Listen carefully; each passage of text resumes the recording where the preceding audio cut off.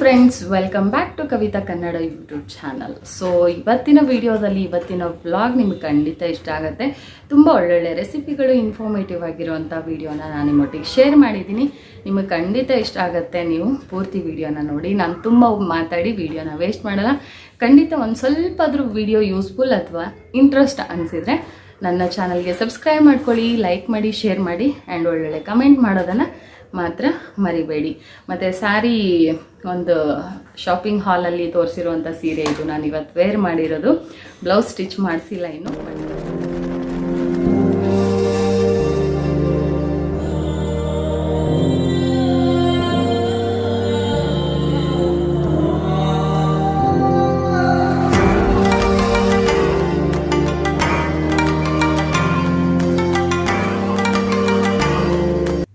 Good morning ಎಲ್ಲರಿಗೂ. So ಇದು ನನ್ನ ಡೈಲಿ ರೂಟೀನ್, ನಿಮಗೂ ಗೊತ್ತಾಗ್ಬಿಟ್ಟಿದೆ. ಸೊ ಪ್ರತಿದಿನ ನಾನು ನನ್ನ ಹಸ್ಬೆಂಡ್ ಬಿಸಿನೀರು ಕುಡಿಯೋ ಅಭ್ಯಾಸ ಇರೋದ್ರಿಂದ ಇಲ್ಲಿ ಬಿಸಿನೀರನ್ನ ರೆಡಿ ಮಾಡ್ಕೊಳ್ತಾ ಇದ್ದೀನಿ. ಅದಾದ ನಂತರ ಸ್ಕೂಲ್ ಬೇರೆ ಸ್ಟಾರ್ಟ್ ಆಗಿದೆ. ಬೆಳಗ್ಗೆ ಬ್ರೇಕ್ಫಾಸ್ಟ್ ತಿನ್ನೋಕ್ಕೆ ನನಗೆ ಅಷ್ಟು ಇಷ್ಟ ಆಗೋಲ್ಲ. ಹಾಗಾಗಿ ಇಲ್ಲಿ ನಾನು ಸಪೋಟ ಸ್ಮೂದಿನ ಮಾಡ್ಕೊಳ್ತಾ ಇದ್ದೀನಿ. ಜಸ್ಟ್ ಏನೂ ಹಾಕ್ತಾಯಿಲ್ಲ, ಜಸ್ಟ್ ಸಪೋಟ ಒಂದು 3 ಸಪೋಟನ ಮತ್ತು ಸ್ವಲ್ಪ ಒಂದು ಲೋಟದಷ್ಟು ಮಿಲ್ಕನ್ನು ಹಾಕ್ಕೊಂಡು ಚೆನ್ನಾಗಿ ಗ್ರೈಂಡ್ ಮಾಡಿಕೊಂಡ್ರೆ ಈ ಮಿಲ್ಕ್ ಶೇಕು ರೆಡಿ ಆಗುತ್ತೆ. ಸ್ಮೂದಿ ಆದರೂ ಅಂದ್ಕೊಳ್ಳಿ, ಮಿಲ್ಕ್ ಶೇಕ್ ಆದರೂ ಅಂದ್ಕೊಳ್ಳಿ. ಸೊ ಇಲ್ಲಿ ಸಕ್ಕರೆ ಕೂಡ ನಾನು ಬಳಸಿಲ್ಲ, ಯಾಕಂದರೆ ಸಪೋಟ ಅಲ್ಲೇ ತುಂಬ ಸ್ವೀಟ್ನೆಸ್ ಇರುತ್ತೆ. ಹಾಗಾಗಿ ಯಾವುದೇ ರೀತಿ ಶುಗರನ್ನು ಬಳಸದೆ ಮಾಡ್ಕೊಂಡಿರುವಂಥ ಒಂದು ಸ್ಮೂದಿ. ಬೆಳಗಿನ ನನ್ನ ಬ್ರೇಕ್ಫಾಸ್ಟ್ ಈ ಒಂದು ಸಪೋಟ ಜ್ಯೂಸ್ ಆಗಿತ್ತು. ಅದಾದ ನಂತರ ಬ್ರೇಕ್ಫಾಸ್ಟ್ಗೆ ಹಸ್ಬೆಂಡ್ಗೆ, ಮಗುಗೆ, ಮಧ್ಯಾಹ್ನ ಲಂಚಿಗೆ ಅಂತಲೇ ಮಾಡಿದೆ. ಬ್ರೇಕ್ಫಾಸ್ಟ್ ಆದರೂ ಬ್ರೇಕ್ಫಾಸ್ಟ್ ಆಯಿತು, ಇಲ್ಲ ಲಂಚ್ ಆಯಿತು ಅಂಥೇಳಿ ಇಡ್ಲಿ ಪ್ರಿಪೇರ್ ಮಾಡಿದ್ದೆ. ಶೇಂಗಾ ಚಟ್ನಿ ಮಾಡಿಬಿಟ್ಟು ಇಲ್ಲಿ ಇಡ್ಲಿ ಕೂಡ ಮಾಡಿದ್ದೆ. ನಾನು ಮಧ್ಯಾಹ್ನಕ್ಕೆ ಇದನ್ನು ಲಂಚ್ ಆಗಿ ತೊಗೊಂಡೋದೆ. ಬೆಳಗ್ಗೆ ಸ್ಮೂದಿನ ಕುಡ್ಕೊಂಡು ನನ್ನ ದಿನನ ಸ್ಟಾರ್ಟ್ ಮಾಡಿದೆ. ಸೊ ನಿಮ್ಮ ಬ್ರೇಕ್ಫಾಸ್ಟ್ ಏನು ಇವತ್ತು ಅನ್ನೋದನ್ನು ಕೂಡ ಕಮೆಂಟ್ ಮಾಡಿ. ಸೊ ಹೀಗಿತ್ತು ಇವತ್ತಿನ ನನ್ನ ದಿನ. ಇಡ್ಲಿಯಿಂದ ಸ್ಟಾರ್ಟ್ ಆಯಿತು. ಸ್ಕೂಲ್ ಬೇರೆ ಸ್ಟಾರ್ಟ್ ಆಯಿತು ನನಗೆ. ಸೊ ಇನ್ಮೇಲೆ ಎಲ್ಲವೂ ಕೂಡ ಅರ್ಜೆಂಟಲ್ಲೇ ಕೆಲಸಗಳು ನಡಿಬೇಕು. ಶೇಂಗಾ ಚಟ್ನಿ ಅಂತೂ ಸೂಪರಾಗಿರುತ್ತೆ. ರೆಸಿಪಿ ಶೇರ್ ಮಾಡಿಲ್ಲ, ಮತ್ತೆ ಯಾವಾಗಲಾದರೂ ಶೇರ್ ಮಾಡ್ತೀನಿ. ಹಸ್ಬೆಂಡ್ಗೆ ಲಂಚ್ ಬಾಕ್ಸನ್ನ ಪ್ರಿಪೇರ್ ಮಾಡ್ತಾಯಿದ್ದೀನಿ. ಸೊ ಅವರು ನನಗಿಂತ ಮುಂಚೆ ಹೋಗಿಬಿಡ್ತಾರೆ.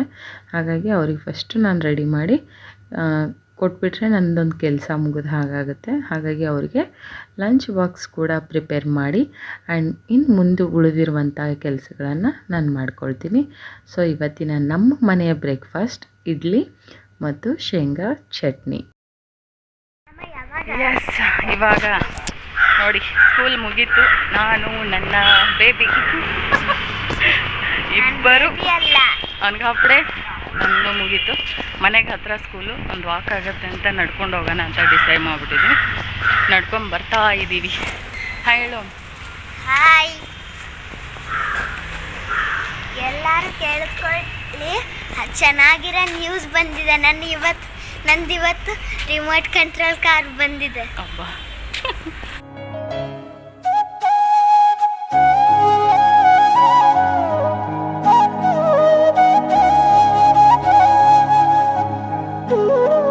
ಇವತ್ತು ನಾನೊಂದು ಒಳ್ಳೆ ಪ್ರೋಟೀನ್ ಇರುವಂಥ ಒಂದು ಸ್ವೀಟ್ ರೆಸಿಪಿಯನ್ನು ಶೇರ್ ಮಾಡ್ತಾಯಿದ್ದೀನಿ. ಇಲ್ಲಿ ಒಂದು ಹಿಡಿಯಷ್ಟು ಗೋಡಂಬಿ, 2 ಥರದ ದ್ರಾಕ್ಷಿ ಮತ್ತು ಸೂರ್ಯಕಾಂತಿ ಬೀಜ ಮತ್ತು ಪಂಪ್ಕಿನ್ ಸೀಡ್ಸ್ ಎಲ್ಲನೂ ಗೋಲ್ಡನ್ ಕಲರ್ ಬರೋವರೆಗೂ ನಾವು ಇದನ್ನು ಫ್ರೈ ಮಾಡ್ಕೊಳ್ಬೇಕು. ಯಾವುದೇ ರೀತಿ ಆಯಿಲ್ ಹಾಕುವಾಗಿಲ್ಲ. ಎಲ್ಲ ಚೆನ್ನಾಗಿ ಫ್ರೈ ಆದಮೇಲೆ ಸ್ವಲ್ಪ ಇದು ಬಾಣಲೆ ಬಿಸಿ ಇರೋವಾಗಲೇ 1 ಟೇಬಲ್ ಸ್ಪೂನಷ್ಟು ಗಸಗಸೆನ ಹಾಕ್ಕೊಂಡು ಒಂದು ಸರಿ ಬಾಡಿಸ್ಕೊಳ್ತಾ ಇದ್ದೀನಿ. ಅದಾದಮೇಲೆ ಒಂದು ಬೌಲಷ್ಟು ನಾನು ಖರ್ಜೂರನ ಬೀಜ ತೆಗೆದು ಎತ್ತಿಟ್ಕೊಂಡಿದ್ದೀನಿ ವಾಶ್ ಮಾಡಿಬಿಟ್ಟು. ಈಗ ಆ ಖರ್ಜೂರನ ಒಂದು ಮಿಕ್ಸಿ ಜಾರಿಗೆ ಹಾಕ್ಕೊಂಡ್ಬಿಟ್ಟು ತರಿಯಾಗಿ ರುಬ್ಕೊಳ್ಬೇಕು. ತುಂಬ ಫೈನ್ ಪೇಸ್ಟ್ ಏನು ಬೇಕಾಗಿಲ್ಲ. ತರಿಯಾಗಿ ಈ ಥರ ಪೇಸ್ಟ್ ಮಾಡಿಕೊಂಡ್ರೂ ಕೂಡ ನಡೆಯುತ್ತೆ. ನೀರು ಹಾಕಬಾರ್ದು, ಹಾಗೆ ಡೈರೆಕ್ಟಾಗಿ ರುಬ್ಕೊಳ್ಬೇಕು. ಅದಾದ ನಂತರ ನಾನಿಲ್ಲಿ ಡ್ರೈ ಕೋಕೋನಟ್ ಪೌಡರ್ನ ಬಳಸ್ಕೊತಾ ಇದ್ದೀನಿ. ಸೊ ನೀವು ಮೇಲ್ಗಡೆ ಸಿಪ್ಪೆ ತೆಗೆದೇ ಕೂಡ ನೀವು ತುರಿದ್ಬಿಟ್ಟು ಹಾಕ್ಕೊಳ್ಬೋದು, ಇಲ್ಲ ಮಿಕ್ಸಿಗೆ ಸಣ್ಣಕ್ಕೆ ಈ ಥರ ಸಿಪ್ಪೆ ಎಲ್ಲ ತೆಗೆದುಬಿಟ್ಟು ಬರೀ ವೈಟಾಗಿ ಪೌಡ್ರ್ ಬರೋ ರೀತಿ ಮಾಡಿಕೊಂಡು ಕೂಡ ನೀವು ಹಾಕ್ಕೊಳ್ಬೋದು. ಸೊ ಇಲ್ಲಿ ನಾನು 1/4 kg ಒಣ ಕೊಬ್ಬರಿ ಪೌಡ್ರನ್ನ ತೊಗೊಂಡಿದ್ದೀನಿ.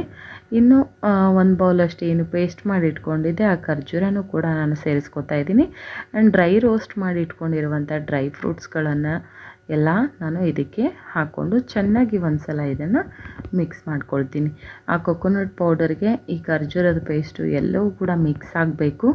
ಆ ರೀತಿಯಲ್ಲಿ ಒಂದು ಸಲ ನಾನು ಇದನ್ನು ಚೆನ್ನಾಗಿ ಮಿಕ್ಸ್ ಮಾಡ್ಕೊಳ್ತಾ ಇದ್ದೀನಿ.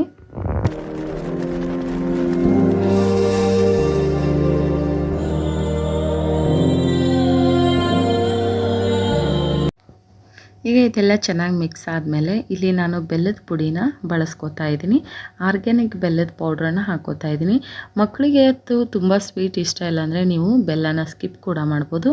ಒಂದು 3 ಟೇಬಲ್ ಸ್ಪೂನ್ ನಾನು ಬೆಲ್ಲದ ಪುಡಿ ಮತ್ತು ಹೋಮ್ ಮೇಡ್ ಪಿಸ್ತಾ ಪೌಡರ್ ಮತ್ತು ಬಾದಾಮ್ ಪೌಡರ್ ಮತ್ತು ಸ್ವಲ್ಪ ಟ್ರೂಟಿ ಫ್ರೂಟಿ ಹಾಕ್ಕೊಂಡು ಒಂದು 2ರಿಂದ 3 ಟೇಬಲ್ ಸ್ಪೂನಷ್ಟು ತುಪ್ಪನ ಹಾಕ್ಕೊಂಡು ಮತ್ತೊಂದು ಸರಿ ಇದನ್ನು ಚೆನ್ನಾಗಿ ಮಿಕ್ಸ್ ಮಾಡ್ಕೊಳ್ಬೇಕು.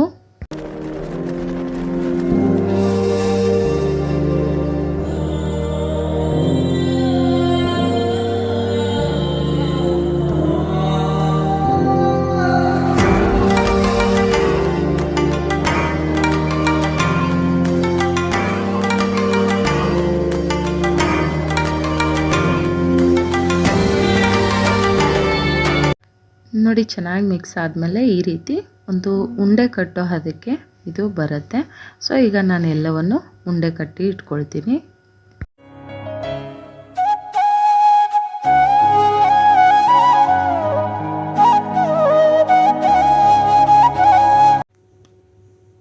ಈಗ ಎಲ್ಲವನ್ನು ಸಹ ನಾನು ಲಡ್ಡು ಥರ ಮಾಡಿ ಇಟ್ಕೊಂಡಿದ್ದೀನಿ. ಈಗ ಒಂದು ಪ್ಲೇಟಿಗೆ ಸರ್ವ್ ಮಾಡ್ಕೊಳ್ತಾ ಇದ್ದೀನಿ. ನೋಡ್ತಾ ಇರ್ಬೋದು ತುಂಬಾ ಚೆನ್ನಾಗಿರುತ್ತೆ. ಪ್ರೋಟೀನ್ಗೋಸ್ಕರ ರೆಡಿಮೇಡ್ ಪೌಡ್ರ್ಗಳನ್ನು ನೀವು ಮಕ್ಕಳು ಕೊಡೋದಕ್ಕಿಂತ ಈ ರೀತಿ ಮಾಡಿಕೊಡಿ. ನಿಮ್ಮ ಮಕ್ಕಳಿಗೂ ಕೂಡ ಹೆಲ್ತಿಯಾಗಿರುತ್ತೆ ಆ್ಯಂಡ್ ವಯಸ್ಸಾಗಿರೋರು ಕೂಡ ಎನರ್ಜಿ ಬರುತ್ತೆ. ನೀವು ಕೂಡ ತಿನ್ಬೋದು. ಆ್ಯಕ್ಟಿವ್ ಆಗಿರೋಕ್ಕೆ ಇದೊಂದು ಒಳ್ಳೆ ರೆಸಿಪಿ ಅಂತ ಹೇಳ್ತೀನಿ. ಖಂಡಿತ ಟ್ರೈ ಮಾಡಿ. ಹೇಗಿದೆ ರೆಸಿಪಿ ಅಂತ ಕೂಡ ನನಗೆ ಹೇಳಿ. ಅನ್ಬೋದು ಫ್ರೂಟ್ಸು, ಹಾಗಾಗಿ ನಾನು ಫ್ರೂಟ್ಸೇ ತಿನ್ಕೊಳ್ಳೋಣ ಅಂತ ಇಲ್ಲಿ ಮ್ಯಾಂಗೋ ಅಂದರೆ ನನಗೂ ಕೂಡ ತುಂಬ ಇಷ್ಟ. ಸೊ ಇನ್ನೇನು ಸೀಸನ್ ಮುಗಿತಾ ಬರ್ತಾಯಿದೆ.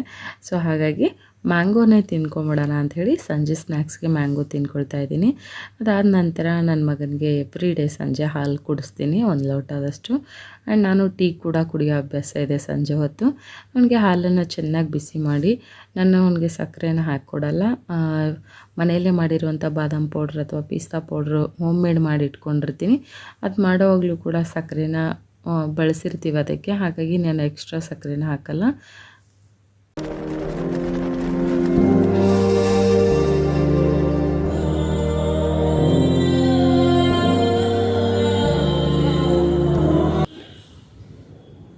ಪಿಸ್ತಾ ಹಾಲು ಹೇಗಿದೆ? ಚೆನ್ನಾಗಿದೆ. ಗೌರವ್ ಹೇಗಿದೆ? ಚೆನ್ನಾಗಿದೆ. ಚೆನ್ನಾಗಿದೆಯಾ? ನಂದು ಫಿನಿಶ್ ಮಾಡಿ. ಓಂಕಾರು ಗೌರವ್ ಇಬ್ಬರು ಬೆಸ್ಟ್ ಫ್ರೆಂಡ್ಸ್. ಏನು ಎಷ್ಟೊಂದು ತನಕ ಫಿನಿಶ್ ಮಾಡಿಲ್ಲ. ಒಂದ್ಸತಿ ಹೇಳಿನಿ. ಇಬ್ಬರು ಎಲ್ಲೋ ಡ್ರೆಸ್ ಬೇರೆ ಹಾಕಿದ್ದಾರೆ ನೋಡಿ, ಕೋಇನ್ಸಿಡೆಂಟ್. ಚೆನ್ನಾಗಿತ್ತಾ ಗೌರವ್? Homemade powder. ಇರು ನಾನೇ ತಾವು ತಿನ್ಕೊಡಿಕೆ. ನನಗೆ ಟೀ ಅಂದರೆ ತುಂಬಾ ಪ್ರೀತಿ. ಬೆಳಗ್ಗೆ ಒಂದು ಕಪ್ ಟೀ ಕುಡ್ದಿಲ್ಲ ಅಂದರೆ ಅವತ್ತು ನನ್ನ ಮೂಡ್ ಫ್ರೆಶ್ ಆಗಿರಲ್ಲ. ಬಟ್ ಈ ನಡುವೆ ಸ್ವಲ್ಪ ಮಾರ್ನಿಂಗ್ ನನಗೆ ಅಭ್ಯಾಸ ತಪ್ಪೋಗ್ತಾಯಿದೆ ಬಿಸಿನೀರು, ಅದಾದ ನಂತರ ಜ್ಯೂಸು ಅಥವಾ ಸ್ಮೂದಿ ಕುಡಿಯೋದ್ರಿಂದ. ಹಾಗಾಗಿ ಸಂಜೆ ಹೊತ್ತಿಗೆ ಮಾತ್ರ ಟೀ ಕುಡಿಯೋ ಅಂಥದ್ದು ಸ್ವಲ್ಪ ಜಾಸ್ತಿ ಆಗಿದೆ ಅಷ್ಟೇ. ನನಗೆ ಮತ್ತು ನಮ್ಮ ಹಸ್ಬೆಂಡ್ಗೆ ನಾನಿಲ್ಲಿ ಟೀ ಕೂಡ ಮಾಡ್ಕೊಂಡ್ವಿ ಸಂಜೆ ಹೊತ್ತು. ಸೊ ಅದಾದ ನಂತರ ಈಗ ಒಂದು ರಸಮ್ ರೆಸಿಪಿನ ಶೇರ್ ಮಾಡ್ತಾಯಿದ್ದೀನಿ. ಒಂದು ಅರ್ಧ ಕಪ್ಪಷ್ಟು ಬೇಳೆನ ತೊಳೆದು ಹಾಕ್ಕೊಂಡಿದ್ದೀನಿ, ತೊಗರಿಬೇಳೆ. ಒಂದು 3 ಬೆಟ್ಟದ ನೆಲ್ಲಿಕಾಯಿನೂ ಕೂಡ ತೊಳೆದು ಹಾಕ್ಕೊಂಡಿದ್ದೀನಿ. 2 ಟೊಮ್ಯಾಟೊ, ಒಂದು ಕುಕ್ಕರಿಗೆ ಒಂದು 2 ಲೋಟದಷ್ಟು ನೀರು ಹಾಕ್ಕೊಂಡು ಅದಕ್ಕೆ ಒಂದು ಚಿಟಿಕೆ ಅರಿಶಿಣದ ಪೌಡ್ರು, ಸ್ವಲ್ಪ ಎಣ್ಣೆ ಹಾಕಿ ಒಂದು 3 ವಿಸಲ್ ಇದನ್ನು ಚೆನ್ನಾಗಿ ಕೂಗಿಸ್ಕೊಳ್ಬೇಕು. ಬೇಳೆ ಎಲ್ಲ ಚೆನ್ನಾಗಿ ಸ್ಮ್ಯಾಶ್ ಆಗುತ್ತೆ ಅಲ್ಲಿವರೆಗೂ ಕೂಗಿಸ್ಕೋಬೇಕು. ಅದಾದ ನಂತರ ಇಲ್ಲಿ ಬೆಟ್ಟದ ನೆಲ್ಲಿಕಾಯಿ ಮತ್ತು ಟೊಮ್ಯಾಟೊ ಬೇಳೆ ಎಲ್ಲವೂ ಕೂಡ ಚೆನ್ನಾಗಿ ಬೆಂದಿತ್ತು. ಸೊ ಈಗ ಟೊಮ್ಯಾಟೊನ ಮಾತ್ರ ನಾನು ಸಪ್ರೇಟಾಗಿ ಎತ್ಕೊಳ್ತಾ ಇದ್ದೀನಿ. ಈಗ ಒಂದು ಸಲ ಈ ರೀತಿ ಬೇಳೆನ ಚೆನ್ನಾಗಿ ಮತ್ತೆ ಮಸ್ಕೊಳ್ಬೇಕು. ಅದಾದ ನಂತರ ಟೊಮ್ಯಾಟೊ ಮೇಲೆ ಇರುವಂಥ ಸಿಪ್ಪೆನ ತೆಗೆದು ಚೆನ್ನಾಗಿ ಟೊಮ್ಯಾಟೊನ ಕಿವುಚ್ಕೊಳ್ಬೇಕು. ಸ್ವಲ್ಪ ತಣ್ಣೀರು ಹಾಕ್ಕೊಂಬಿಟ್ಟು ನಾನು ಚೆನ್ನಾಗಿ ಟೊಮ್ಯಾಟೊನ ಕಿವುಚ್ಕೊಳ್ತಾ ಇದ್ದೀನಿ. ಸೊ ಅದಾದ ನಂತರ ಇದಕ್ಕೆ ನಾವು ಇಲ್ಲಿ ಸಾಂಬಾರು ಪೌಡ್ರ್ ಏನು ರಸಮ್ ಪೌಡ್ರ್ ಮಾಡ್ತಾಯಿದ್ದೀವಿ ಅದೆಲ್ಲ ಹಾಕ್ಕೊಳ್ಬೇಕು. 1 ಬೌಲಷ್ಟು ನಾನು ಹುಣಸೆಹಣ್ಣಿನ ರಸ ಹಾಕ್ಕೊಳ್ತಾ ಇದ್ದೀನಿ. 1 tablespoon pepper powder, 1 tablespoon ಜೀರಾ powder, 1 tablespoon garam masala, 1 tablespoon sambar powder ಮತ್ತು ಚಿಲ್ಲಿ ಪೌಡರ್, ರುಚಿಗೆ ತಕ್ಕಷ್ಟು ಉಪ್ಪನ್ನು ನಾನು ಸೇರಿಸ್ಕೊಳ್ತಾ ಇದ್ದೀನಿ. ಸೊ ಇಲ್ಲಿ ನಾನು 2.5 ಲೋಟದಷ್ಟು ಕ್ವಾಂಟಿಟಿಗೆ ರಸಮ್ನ ಮಾಡ್ತಾ ಇರೋದ್ರಿಂದ ನಾನು ಇಷ್ಟನ್ನು ಮಸಾಲ ಪದಾರ್ಥಗಳನ್ನ ಹಾಕೋತಾ ಇದ್ದೀನಿ. ನೀವು ಯಾವ ಕ್ವಾಂಟಿಟಿಯಲ್ಲಿ ಮಾಡ್ತಾಯಿದ್ದೀರೋ ಅದನ್ನು ನೋಡ್ಕೊಂಡು ನೀವು ಅದೆಲ್ಲ ಹಾಕ್ಕೋಬೇಕಾಗತ್ತೆ. ಅದಾದ ನಂತರ ಒಂದು ಬಾಣಲೆಗೆ 2 ಟೇಬಲ್ ಸ್ಪೂನಷ್ಟು ಆಯಿಲ್ ಹಾಕ್ಕೊಂಡು ಅರ್ಧ ಟೇಬಲ್ ಸ್ಪೂನ್ ಜೀರಿಗೆ, ಅರ್ಧ ಟೇಬಲ್ ಸ್ಪೂನಷ್ಟು ಸಾಸಿವೆನ ಚಟಪಟ ಸಿಡಿಸ್ಕೊಂಡು, ಅದಾದಮೇಲೆ ಜಜ್ಜಿಟ್ಕೊಂಡಿರುವಂಥ ಬೆಳ್ಳುಳ್ಳಿ, 2 ಒಣಮೆಣಸಿನ್ಕಾಯಿ, ಸ್ವಲ್ಪ ಕರಿಬೇವನ್ನು ಹಾಕ್ಕೊಂಡು ಚೆನ್ನಾಗಿ ಒಂದು ಒಳ್ಳೆ ಘಮ ಬರೋವರೆಗೂ ಇದನ್ನು ಫ್ರೈ ಮಾಡ್ಕೊಳ್ಬೇಕು. ಆವಾಗಲೇ ಸಾಂಬಾರಿಗೆ ಒಂದು ಒಳ್ಳೆ ಟೇಸ್ಟ್ ಬರುತ್ತೆ. ಅದಾದ ನಂತರ ಇಲ್ಲಿ ನಾನು ನುಗ್ಗೆಕಾಯಿ ಕೂಡ ಸಪ್ರೇಟಾಗಿ ಬೇಯಿಸಿಟ್ಕೊಂಡಿದ್ದೆ. ಇದು ಆಪ್ಷನಲ್ಲು ಇದ್ದರೆ ಹಾಕ್ಕೊಳ್ಳಿ, ಇಲ್ಲಾಂದರೆ ಸ್ಕಿಪ್ ಕೂಡ ಮಾಡ್ಬೋದು. ಇಲ್ಲ ನೀವು ಇದಕ್ಕೆ ಬೇರೆ ತರಕಾರಿಗಳನ್ನು ಕೂಡ ಆ್ಯಡ್ ಮಾಡ್ಬೋದು. ಬಟ್ ತುಂಬಾ ಚೆನ್ನಾಗಿರುತ್ತೆ. ಏಕೆಂದರೆ ಬೆಟ್ಟದ ನೆಲ್ಲಿಕಾಯಿಯಲ್ಲಿಯೂ ಇಮ್ಯುನಿಟಿ ಪವರ್ ಇರುತ್ತೆ, ನುಗ್ಗೆಕಾಯಿಯಲ್ಲೂ ಇರುತ್ತೆ. ಸೊ ಹಾಗಾಗಿ ತುಂಬಾ ಒಳ್ಳೆಯದಿದು. ಸೊ ನೀವು ಇದನ್ನು ಇದ್ದರೆ ಆದಷ್ಟು ಹಾಕ್ಕೊಳ್ಳಿ ಈ ರೆಸಿಪಿಗೆ. ಬೇಯಿಸಿಟ್ಕೊಂಡಿರುವಂಥ ನೆಲ್ಲಿಕಾಯಿ ಬೇಳೆನ ಮತ್ತು ನುಗ್ಗೆಕಾಯಿ ಬೇಯಿಸಿಟ್ಕೊಂಡಿರುವಂಥ ನೀರನ್ನು ಸಹ ಸೇರಿಸಿ ನಾನಿಲ್ಲಿ ಒಂದು 2.5 ಲೋಟ ಅಷ್ಟು ಸಾಂಬಾರು ಆಯಿತು. ಒಂದು ಕುದ್ದಾದಮೇಲೆ ಇದಕ್ಕೆ ನೀವು ಹಸಿ ತೆಂಗಿನಕಾಯಿ ತುರಿ ಆದರೂ ಹಾಕ್ಕೊಳ್ಬೋದು, ಇಲ್ಲ ಒಣ ಕೊಬ್ಬರಿ ಪೌಡ್ರ್ ಆದರೂ ಹಾಕ್ಕೊಳ್ಬೋದು. ನಾನು ಹೆಚ್ಚಾಗಿ ಒಣ ಕೊಬ್ಬರಿ ಪೌಡ್ರನ್ನೇ ಬಳಸ್ತೀನಿ. ನನಗೆ ಹಸಿ ತೆಂಗಿನಕಾಯಿ ತುರಿದಿಟ್ಕೊಳ್ಳೋಕ್ಕೆ ತುರಿದಿಟ್ಕೊಂಡ್ರು ಅದು 1 ದಿನ 2 ದಿನ ಚೆನ್ನಾಗಿರುತ್ತೆ. ಸೊ ಹಾಗಾಗಿ ಆಗಲೇ ಫ್ರೆಶ್ಶಾಗಿ ಹಾಕೋದಿದ್ರೆ ಮಾತ್ರ ನಾನು ತೆಂಗಿನಕಾಯಿನ ತುರಿತೀನಿ. ಈಗ ಚೆನ್ನಾಗಿ ಇದನ್ನು 1-2 ಕುದಿಸ್ಕೊಂಬಿಟ್ರೆ ಈ ರಸಮ್ ರೆಡಿ ಆಗುತ್ತೆ. ತುಂಬಾ ಚೆನ್ನಾಗಿರುತ್ತೆ ಮತ್ತು ತುಂಬಾ ಹೆಲ್ದಿಯಾಗಿರುವಂಥದ್ದು, ಸಿಂಪಲ್ಲಾಗಿ ಕಡಿಮೆ ಪದಾರ್ಥಗಳನ್ನು ಬಳಸ್ಕೊಂಡು ಮಾಡೋವಂಥ ಒಂದು ರಸಮ್ ರೆಸಿಪಿ. ಖಂಡಿತವಾಗ್ಲೂ ಇಷ್ಟ ಆಗುತ್ತೆ. ಮನೆ ಮಂದಿ ಎಲ್ಲ ಇಷ್ಟಪಟ್ಟು ತಿಂತಾರೆ. ಗಂಟಲು ನೋವಾದಾಗ ಅಥವಾ ನೆಗಟಿವ್ ಬಂದಾಗ ಖಂಡಿತವಾಗ್ಲೂ ಟ್ರೈ ಮಾಡಿ. ಇದೆಷ್ಟು ಚೆನ್ನಾಗಿತ್ತು ಅಂದರೆ ತುಂಬಾ ಚೆನ್ನಾಗಿತ್ತು. ಸೊ ನೀವು ಕೂಡ ಇದನ್ನು ಟ್ರೈ ಮಾಡಿ. ಅದಾದ ನಂತರ ರಾತ್ರಿ ಊಟಕ್ಕೆ ನಾನು ಸ್ವಲ್ಪ ಅನ್ನ ರಸಮ್ ಮಾಡಿದ್ನಲ್ವ, ಅದ್ರ ಜೊತೆಗೆ ಒಂದು ಸೈಡ್ ಡಿಶ್ ಹಪ್ಪಳ ಏನಾದರೂ ಇರಲಿ ಅಂತ ನಾನು ಒಂದಷ್ಟು ಸಂಡಿಗೆ ಎಲ್ಲ ಫ್ರೈ ಮಾಡಿಕೊಂಡೆ. ಸೊ ಅವೆಲ್ಲ ಇದ್ರೇ ಒಂದು ಊಟಕ್ಕೆ ಕಳೆ. ಸೊ ಹಾಗಾಗಿ ಹಪ್ಪಳ, ಉಪ್ಪಿನಕಾಯಿ, ತುಪ್ಪ ಇವೆಲ್ಲ ಬೇಕೇ ಬೇಕು. ರಾತ್ರಿ ಊಟಕ್ಕಂತೂ ಬೇಕೇ ಬೇಕಾಗತ್ತೆ. ಸೊ ಹಾಗಾಗಿ ನಾನು ಸ್ವಲ್ಪನೇ ಸಂಡಿಗೆನ ಕರ್ಕೊಂಡೆ. ಈಗ ಊಟಕ್ಕೆ ಬಡಿಸ್ಕೊತಾ ಇದ್ದೀನಿ. ನನ್ನ ನೈಟ್ ಡಿನ್ನರ್ ಇದು. ಸೊ ಉಪ್ಪಿನಕಾಯಿ, ಒಂದು ಸ್ವಲ್ಪ ಹಪ್ಪಳ, 1 ಬೌಲಷ್ಟು ರೈಸು, ವೈಟ್ ರೈಸು. ಬ್ರೌನ್ ರೈಸೇ ನಾನು ಜಾಸ್ತಿ ಈಗ ತಿಂತಾ ಇರೋದು. ಬಟ್ ಓಂಕಾರು ಬೋರ್ ಆಗ್ತಾಯಿದೆ ಬ್ರೌನ್ ರೈಸು ಅಂತ ಅಂದಿದ್ದಕ್ಕೆ ವೈಟ್ ರೈಸ್ನ ಮಾಡಿದೆ ಇವತ್ತು ಮಗನಿಗೋಸ್ಕರ. ಇನ್ನು ನಾನು ಅದನ್ನೇ ಕೂಡ 1 ಬೌಲಷ್ಟು ಬಡಿಸ್ಕೊಂಡು ಇವತ್ತಿನ ಊಟ ಹೀಗಿತ್ತು. ಸೊ ವೆಯ್ಟ್ ಲಾಸ್ಗೂ ಕೂಡ ತುಂಬ ಹೆಲ್ಪ್ಫುಲ್ ಆಗುತ್ತೆ ಈ ಥರದ್ದೆಲ್ಲ.